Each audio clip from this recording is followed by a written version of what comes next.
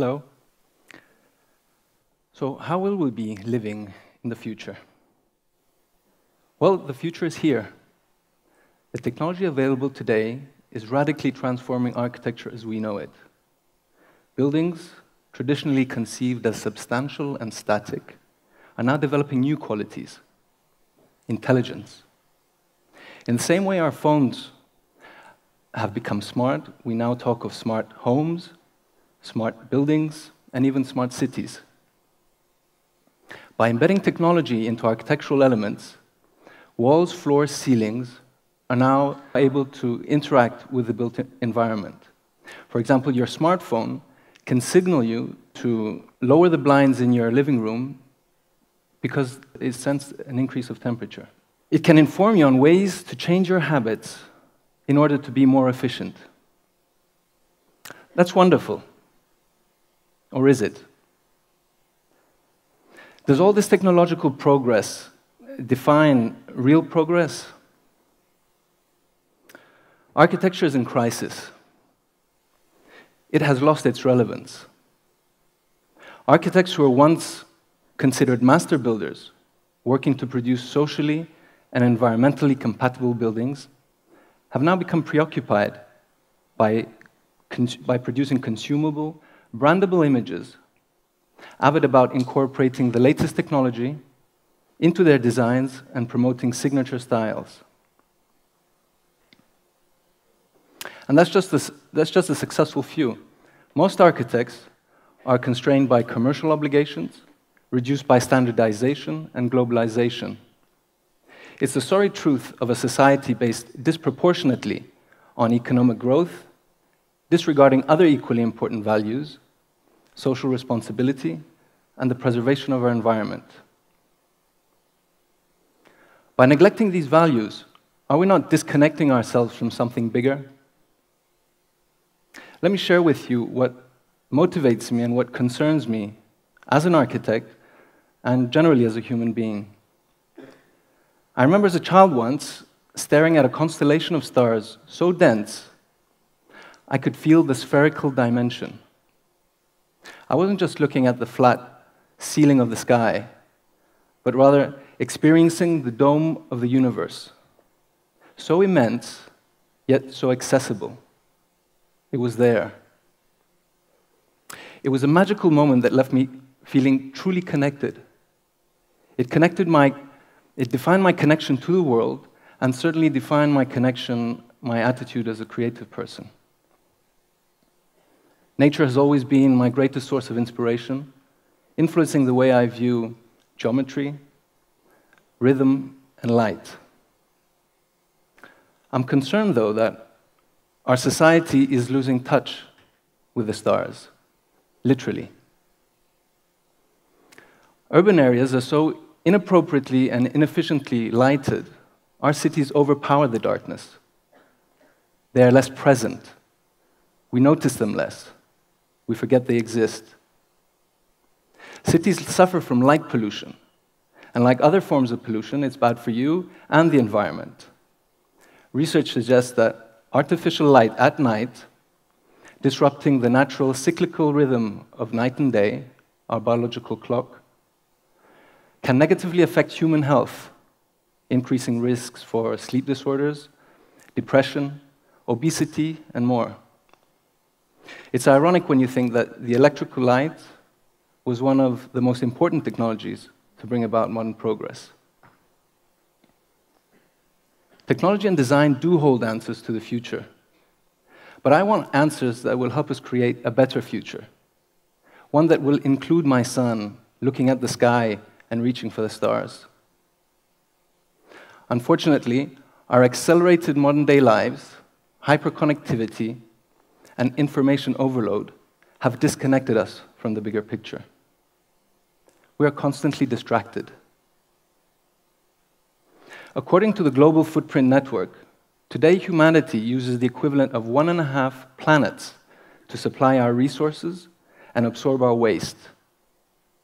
At this current rate, we will need 2 planets by 2030, and by 2050, 3. Are you familiar with the term ecological footprint? An ecological footprint measures how fast we consume resources and how quickly we generate waste compared to how fast nature can absorb our waste and produce new energy. When a country has an ecological footprint that exceeds its biocapacity or its biologically productive areas, this is a biocapacity deficit. France has a biocapacity deficit of 41%. The US, 90%. Greece, 160%. And the UK, 200%. By the way, Cyprus has a biocapacity deficit. Hold your breath. Yeah, 930%. So a few questions. Are we sustainable at this rate? Can we continue this behavior indefinitely? Is there some super technology that will magically fix this mess we've made? Obviously, the answer is absolutely not. And what's worse is that the damage that's been done is irreversible. The only way we can stop the damage progressing is by changing our behavior. No magic spell, no wand. We must return to a more sustainable way of life. And this requires an understanding of the basics of sustainability. Sustainability demands an awareness of the three interconnected systems. The largest and most vital system is the biosphere, our environment. It carries within it the social system, which in turn carries the economic system. What's important here to understand is the hierarchy of relevance. In a failing economy, we would suffer. In a failing society, we would suffer more. In a failing environment, we're doomed. The other equally important notion to grasp is the tight interconnection between the systems. In an economic crisis, in a recession, what priority would be given to reducing carbon emissions? Won't the environment be affected? In a social crisis, in a war, what priority would be given to reducing unemployment? The economy there too will be affected. Each system depends on the other. To be truly sustainable, we must ensure that all three systems are sustainable. As a human, I express my concern and promote the values of sustainability as much as I can. As an architect, I choose to practice sustainable architecture. What is sustainable architecture? Sustainable architecture is about taking an integrated, holistic approach to the environmental, social, and economic issues within a project. Let me illustrate how this works. First, to address the needs of the environmental system, we must follow this simple concept. Reduce energy demand by implementing energy-saving measures and reducing waste.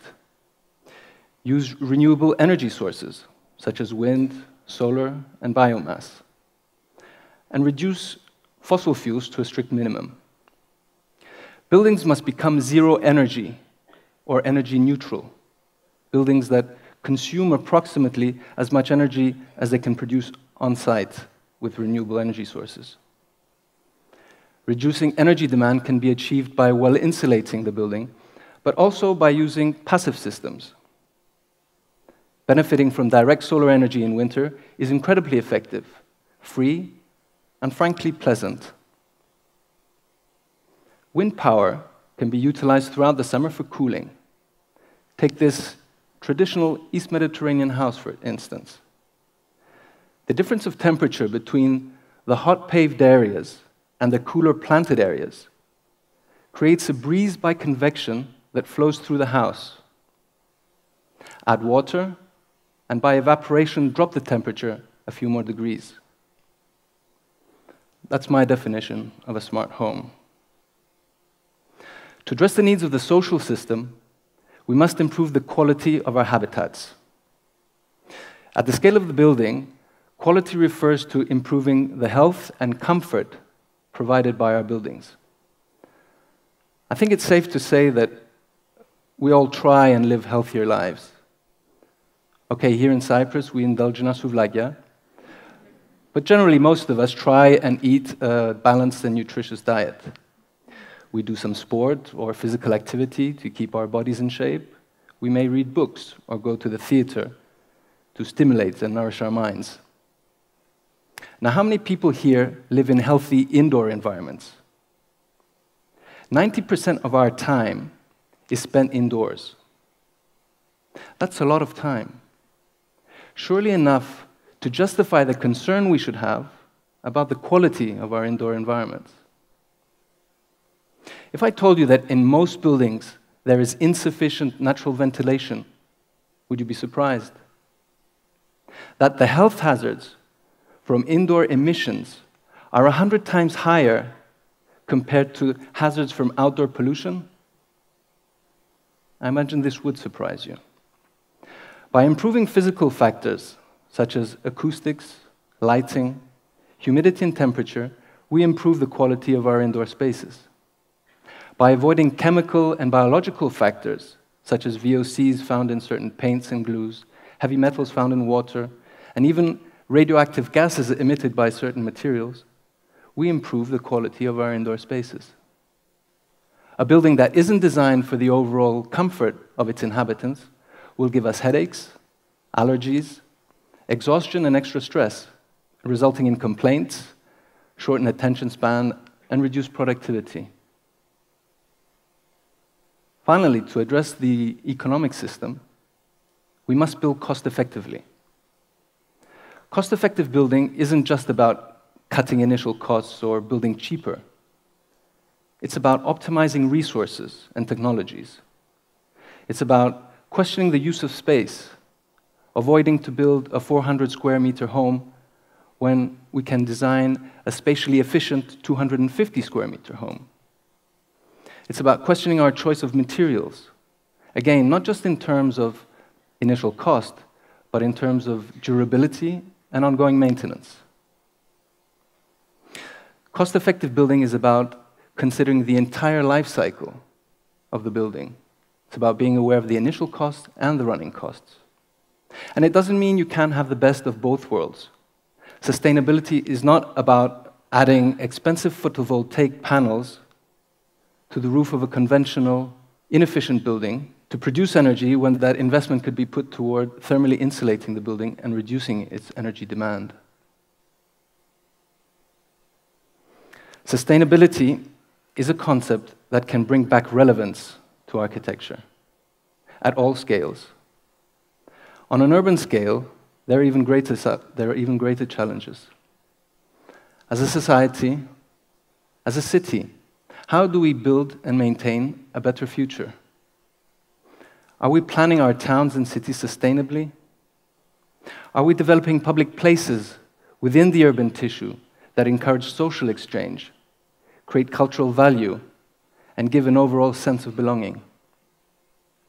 We must be aware that we shape places, and then these places shape us, both as individuals and as communities. Sustainability can provide answers for a better future, provided we support it collectively. Of course, sustainability can be applied to other areas and activities. I practice sustainable architecture, which, as I mentioned, is about integrating the environmental, social, and economic issues related to a project. Let's be creative. If money makes the world go round, then let's change our currency. Instead of just having economic value, let's integrate environmental and social value into our currency. Here's the thing. I can help you design a comfortable home, an efficient office, a sustainable environment. How can you help design a sustainable future? Thank you.